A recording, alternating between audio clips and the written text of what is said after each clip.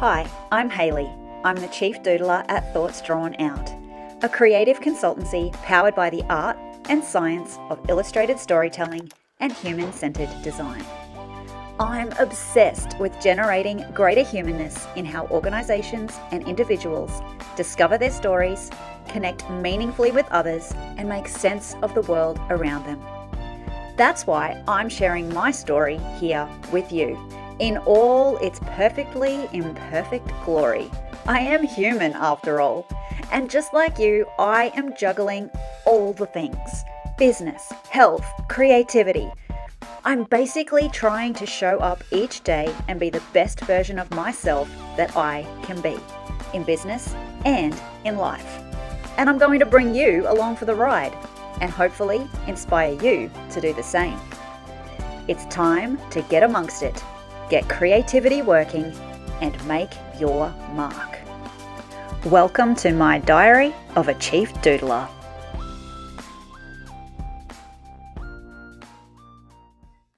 Hey everybody, welcome to episode 1 of Diary of a Chief Doodler. I've decided on this new format for connecting with you because I wanted a way to just keep it real. I want to be able to share what's going on in the business side of things. How am I balancing that with the life side of things? What's working, what's not? I just wanted to be kind of a real low production kind of way to keep in regular connection with you. And basically it's just going to be me speaking from the heart, speaking off the cuff around what's going on for me. So I've been pretty quiet this year on the YouTubes and the socials. And it's interesting because it's actually been a great year so far.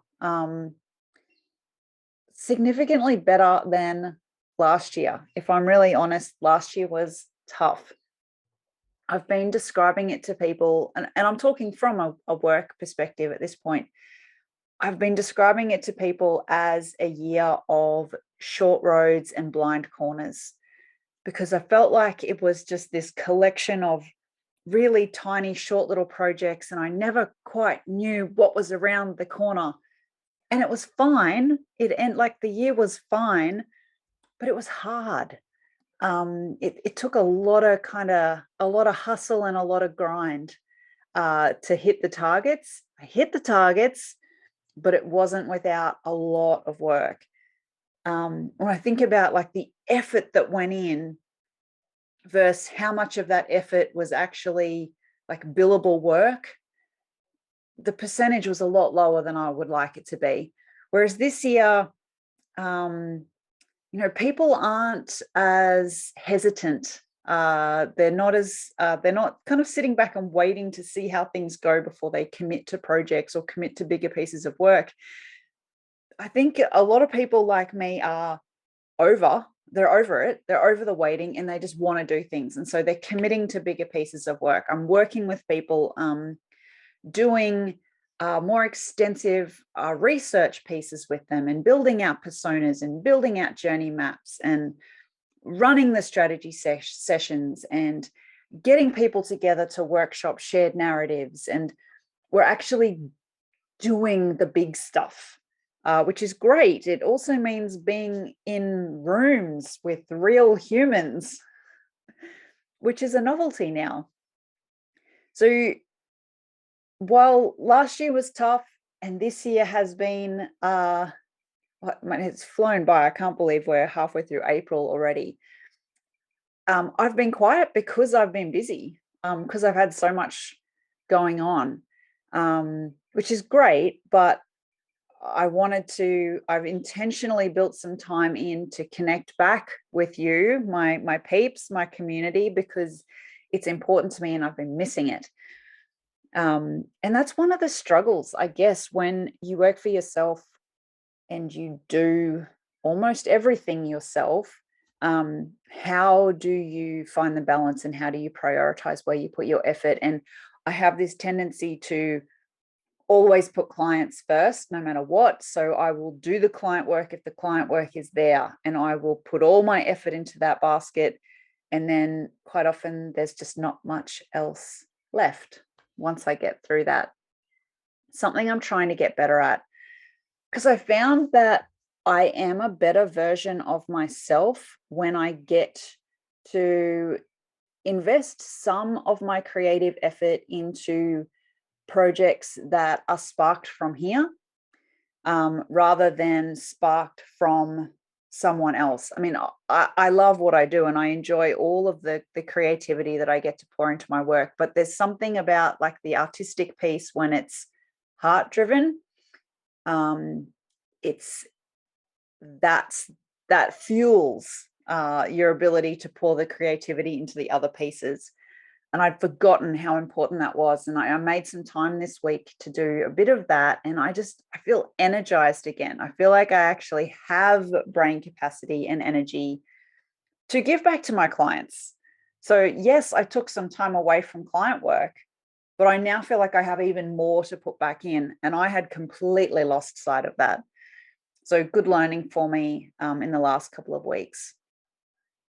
So some cool stuff going on in the visual storytelling world for me. As I mentioned already, personas and journey maps are very popular right now. And I think even for companies who had a previous picture of like how did their stakeholder base break into personas and what do those journey maps look like, everything's shifted in the last couple of years. The channels we use, the way we engage people, how we go about things, it's all different. And so it's a great point in time to reinvest in that knowledge base and go, well, who are our customers now? How do they break into personas now? What does their journey look like in this new hybrid world, especially if you're talking about your employee base? So I'm doing a lot of that, which I love. It really does kind of fill my cup, being able to work with companies, to do the research, to hold the conversations, to pull the insights out, to look at how do we break your customer base or your employee base into personas? What do their journeys look like? Map that out, create visual artifacts that they can then take forward to use as decision-making tools. It's just such a powerful piece of work. So I have a bit of that. I've been doing some live scribing. I've been doing some visual facilitation. I have a project in the works. It's just a proposal at this point because we're going for a grant. So fingers crossed this pulls off, that we get the grant and we can go ahead and create a children's book that tells the story and illustrates the story of a not-for-profit organization in this country. It would be such a great artifact to build and such a cool project to be a part of. So fingers crossed that the grant pulls through and we get to work on that project. That's like bringing my worlds together. As you know, I've self-published two children's books, written and illustrated them, and I loved that process. And then visual storytelling for business is obviously my day job. So being able to bring those two things together would be amazeballs. So fingers crossed I get to go ahead with that one.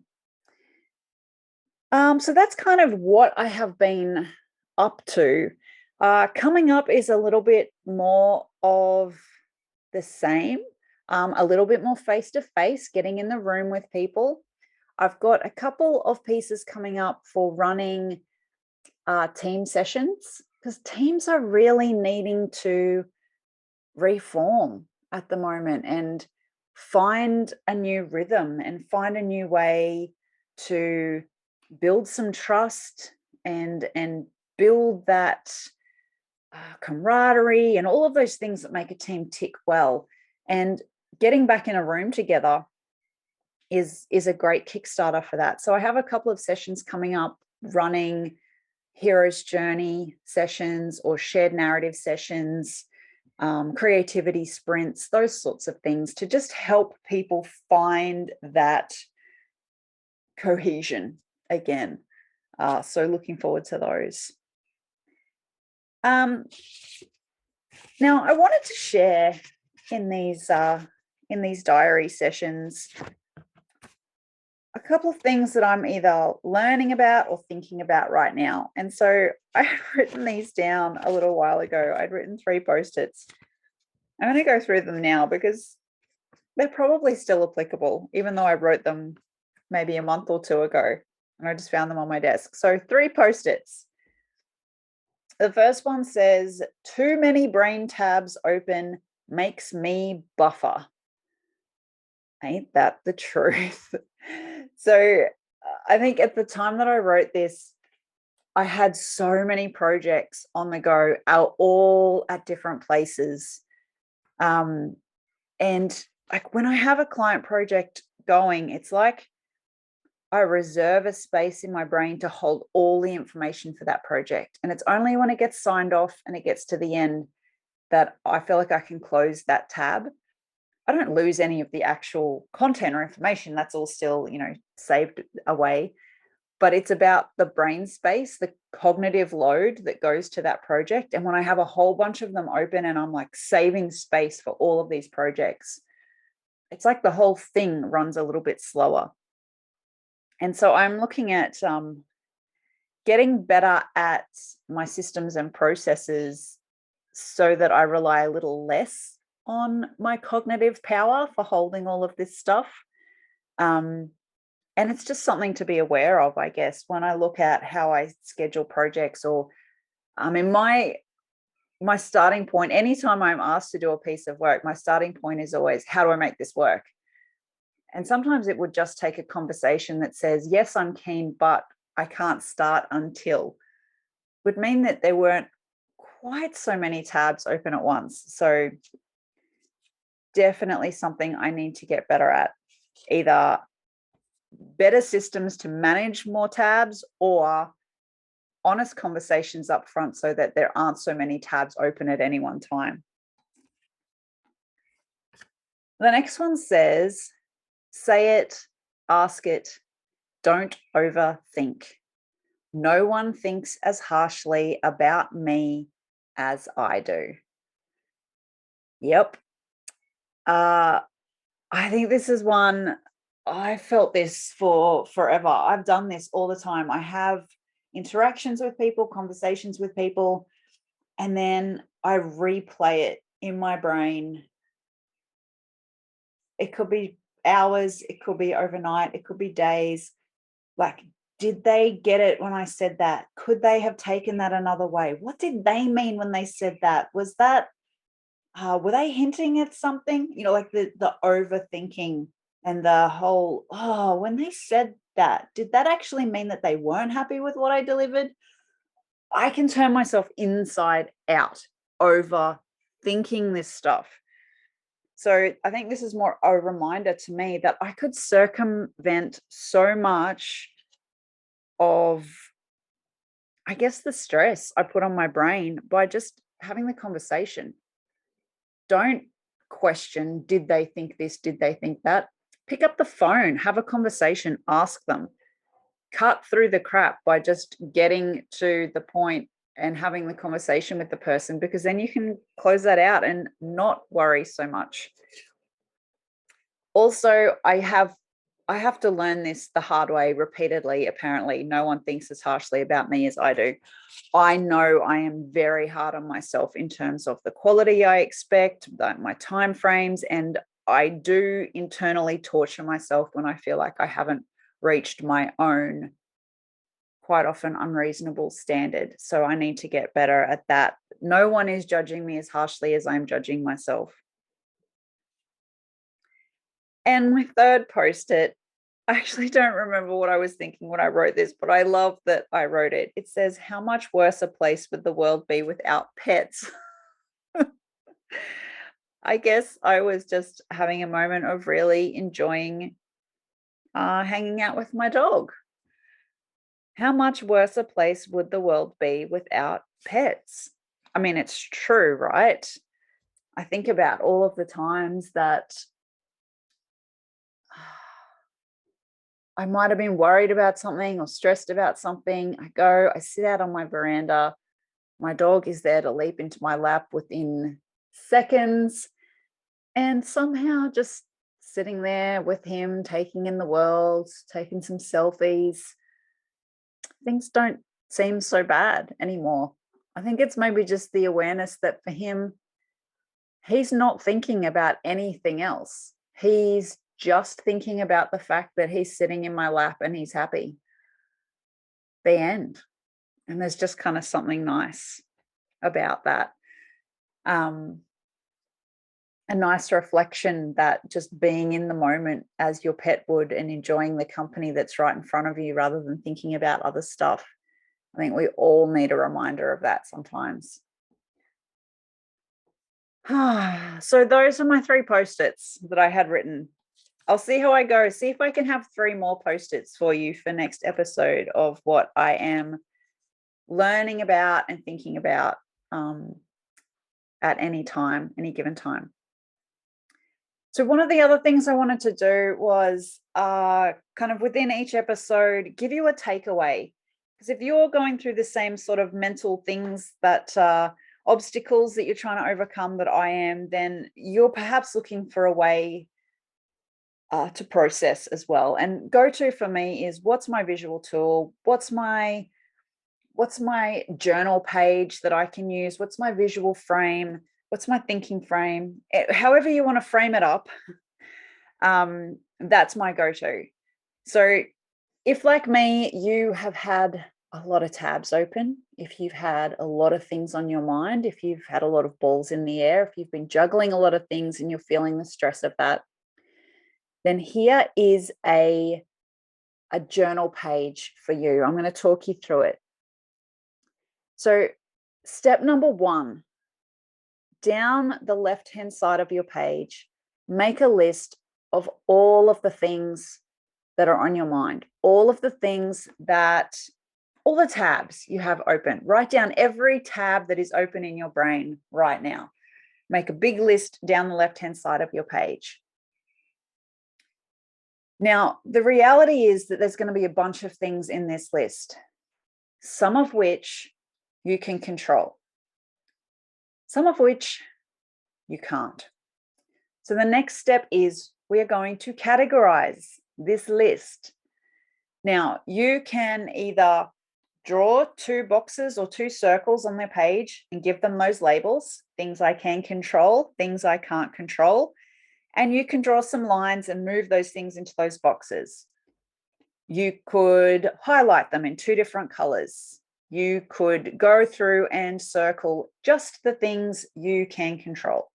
However you want to do this step, however works on your page is absolutely fine, but you need to be able to categorize that list. Things I can control, things I can't control. And this is important because the things that you mark that you can't control, you can't change the thing. All you can do is change how you react to the thing. That's what you can control. So get clear on that. You can't control that particular piece. Well, how do you respond? Make a choice, because that's what you control. You control your response to that thing. Now, the other things, it's probably going to be a shorter list. To be honest, the things you actually can control is going to be a shorter list. So now for each of those, I want you to come up with one action, one thing you can do to either close the tab altogether or at least reduce its cognitive load. So go through for each one. How can I either close this tab outright, or how can I reduce the load through an action? So it's going to give you a short list of actions.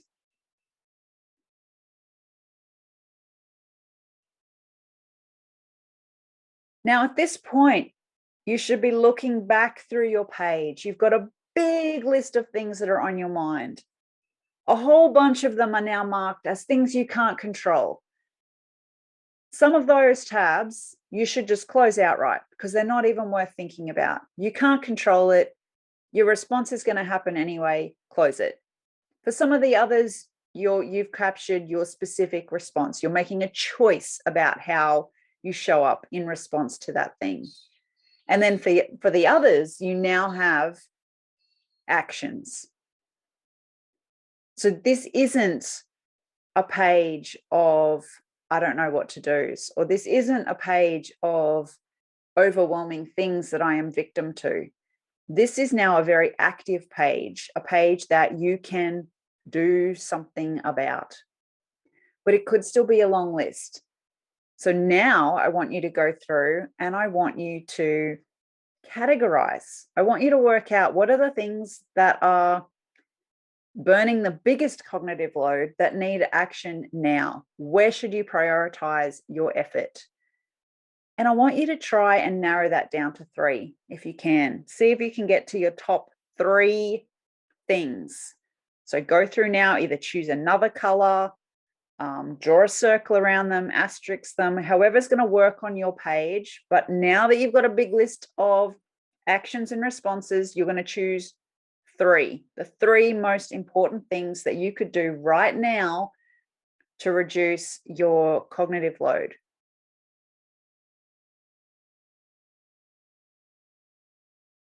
So you've got a list. You've got 3 powerful actions you can take immediately, and a whole bunch of stuff you've now given your brain permission to stop stressing about.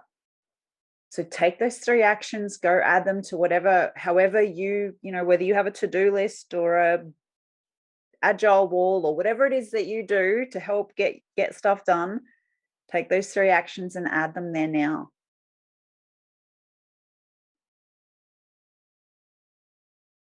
Now, I would end a page like this with perhaps a little icon, symbolic representation of me as to how do I feel now at the end of this exercise. And for me, I feel lighter. I feel freer. There is a smile on my face. I don't feel as burdened. And I'm hoping that you can feel the same way. Okay, well, I think that is it from me for my diary of a Chief Doodler for this week. Hopefully you took something from that. I mean, it's kind of just ramblings from my desk, right? But hopefully you're at least partially interested in hearing what's going on for me, and that you can learn something from it as well. So this episode was brought to you by my Sketchnote Fundamentals course. It is an online self-paced course available through my website, thoughtsdrawnout.com.au. You can sign up and commence anytime, and it is the introductory course to get you visual note taking. It's the base skill that you can then use to step into visual facilitation, become a visual leader of conversations, to create illustrations. It's my base set of skills that can then take you in any of those directions. So it's a great investment if you're looking for a place to get started. Now, if you would like to continue to get your creativity working with me, and you're ready to make your mark, then please subscribe on whatever platform you are consuming this content in, because I'm going to be back with more diaries of a Chief Doodler, pages in my diaries for you. And if you found this content useful, please share it. If there's someone else out there who you think could benefit, please let them know about it. Share this episode. Bring them into our scribe tribe so that we can share the love. And if you're looking for further inspiration or ideas, please feel free to come and connect and visit with us either on the socials or via the website. We are Thoughts Drawn Out on Instagram, on LinkedIn. I think we are Drawn Out Thought on Twitter, but you'll find us. Please come and connect. We'd love to keep the conversation going. So thank you once again. I hope you've enjoyed this episode, and get out there, make your mark.